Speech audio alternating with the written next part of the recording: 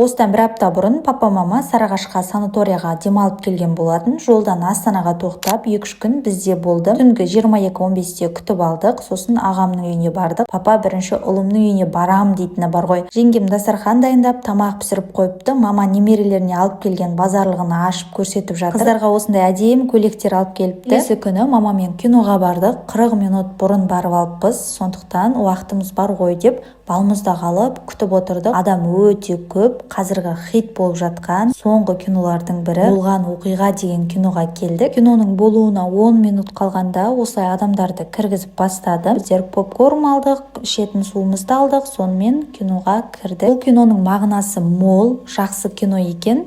Жалпы ата-анаға сыйластығы, достыққа, бауырға, қарым-қатынасқа, жалпы сол дүниелерді келтірген, түсіндіріп көрсеткен, және де маған ұнады. 10-нан 10 деген баға қойдым. Айтпақшы, киноның соңында Елдос пен Нұрболхан келді. Барлығы шулап қарсы алды. Сосын артынан суретке түсіп, видеоға түсіп, сонымен осылай күніміз аяқталды.